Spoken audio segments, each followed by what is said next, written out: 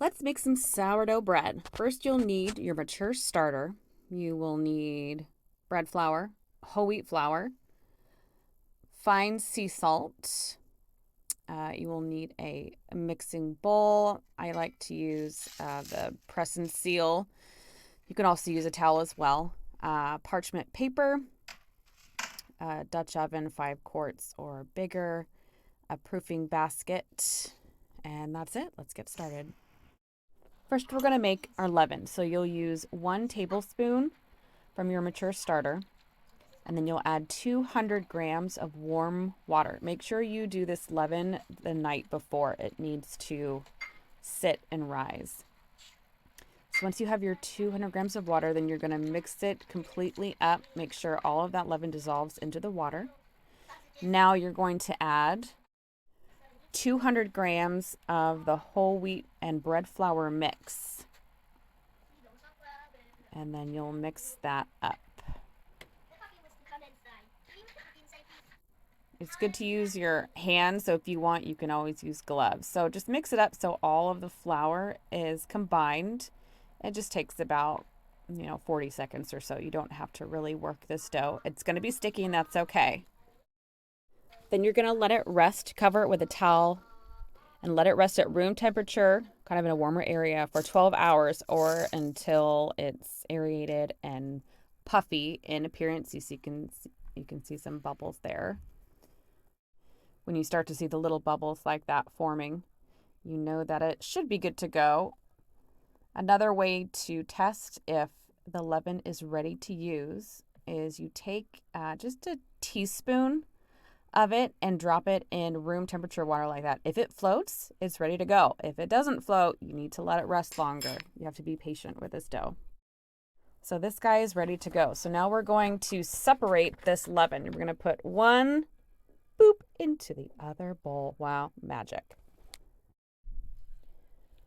So now you have 2 loaves you can make out of that one leaven. So that is about a cup of leaven, and we are going to make the dough. So add 700 grams of warm water to the ready to go leaven, and you're going to stir it up again, just like you did with the leaven, with your hands. I usually like to use gloves. And make sure all of that leaven is completely dissolved into the warm water before you add your flour. Okay. Now you're going to add 900 grams of white bread flour and 100 grams of whole wheat flour to the leaven water mixture. And then you will use your hands to mix until there's no trace of flour left. The dough will be raggedy and sticky. So I sped this part up, but you can see exactly how I churn the dough. You kind of churn it with your hands, and this process takes about 2 minutes or so, roughly. Now it's going to be wet and sticky, and you'll want to add more flour, but don't. Just trust the process. It'll all get mixed up just fine.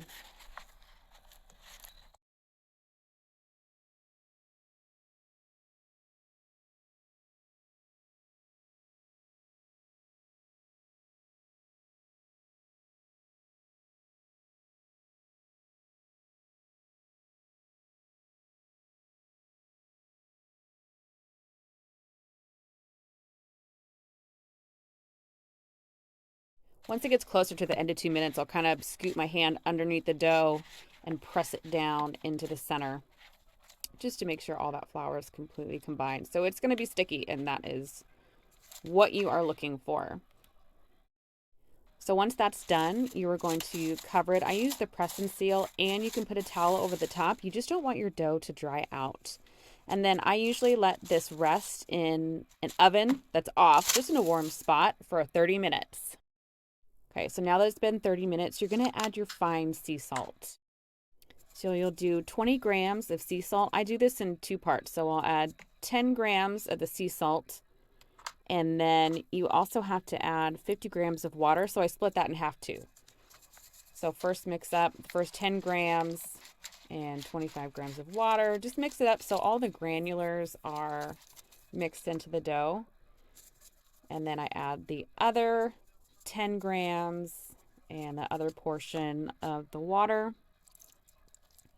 And mix it up just so the salt is nicely combined, and you'll immediately start to see that the dough sticks together. It's not as sticky anymore.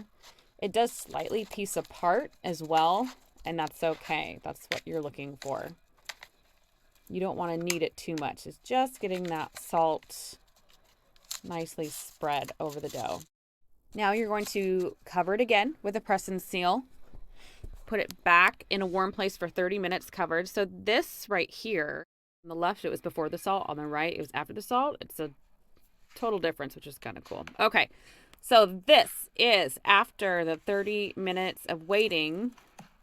This is your first fold. So you're going to put your hand under the dough, get your hand wet, and fold it over. You just do this about 5 times,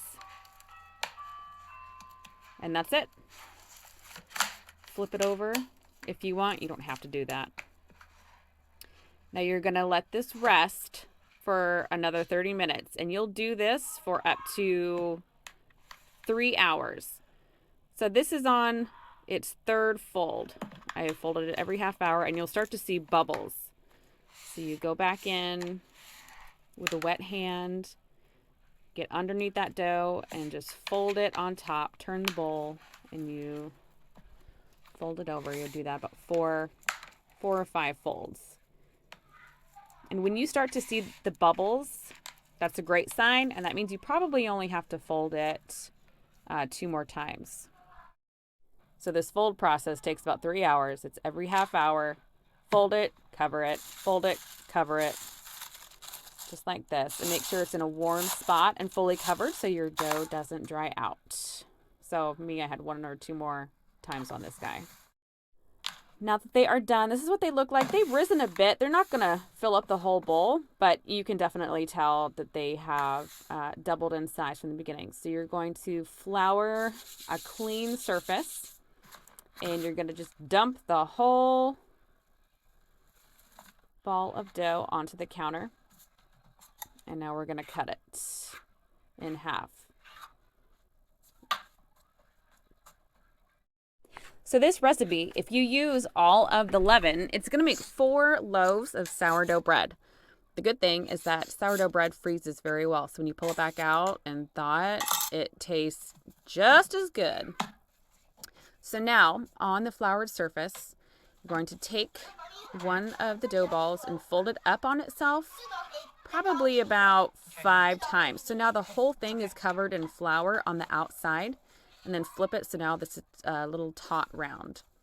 So once those are all done, if you have one of these dough scrapers, just kind of push it underneath to make sure that they are into nice taut round little dough balls.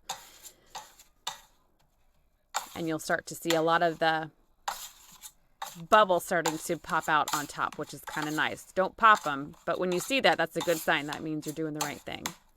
So once you've done that, you just turn it about 10 times. You don't want to handle your dough too much. Then you're going to let these set on the counter covered with a towel for another 30 minutes.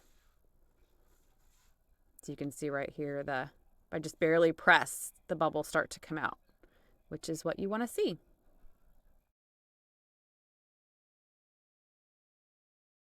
Okay, so now that they are all done, voila, you're going to cover them with that towel.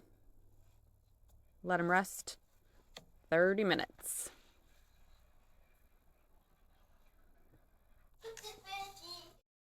While those dough balls are resting, get your proofing basket or bowl. It doesn't have to be this basket. I got these on Amazon. You're going to dust the inside of them with a rice flour, whole wheat flour mix. Once that little taut round is hit its 30 minutes, you're going to flip it back over And then you're going to fold it up on itself again, kind of like a little baby, and plop it into your bowl or basket. You see all those air bubbles. That's what you want to see for your sourdough bread. So now that they are in their baskets ready to go, you have two options. You can either cover with a towel and return the dough to like a 75 to 80 degree environment for 3 to 4 hours, or you can let the dough rise for 10 to 12 hours in the refrigerator and bring back to room temperature before baking. I usually leave it on the counter for about an hour. Now, before baking, turn your oven on to 500 degrees. You need to put your cast iron or Dutch ovens in there and let them heat up for 30 minutes at 500. Now, while you're waiting for your Dutch ovens to heat up, grab two big pieces of parchment paper and you're going to flip your dough onto the parchment paper. You can dust the tops of the dough with either the rice flour, whole wheat mix, or just a white bread flour, depending on what you want the top of your bread to look like.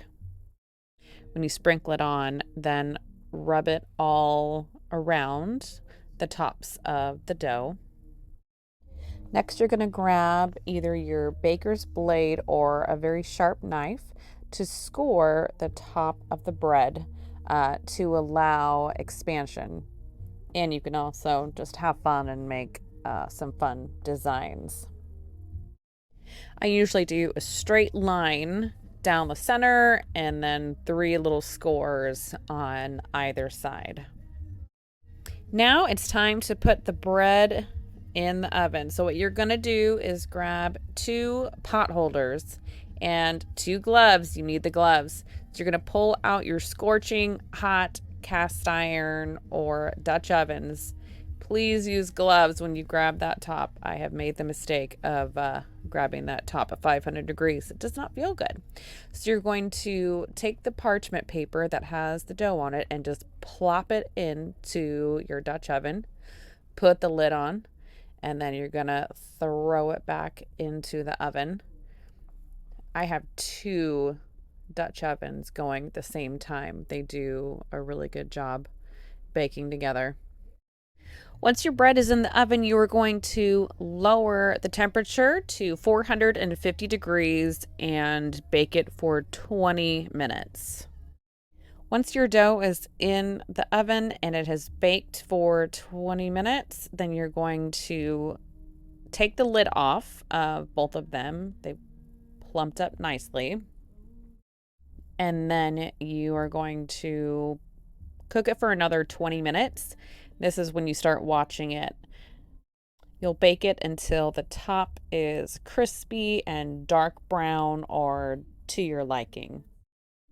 Once they are done, pull them out of the oven and you can cool the loaves on a wire rack for 30 minutes to an hour and then cut into them and enjoy. Thanks for watching. Enjoy making some bread. It's a 3-day process, but it's definitely worth it.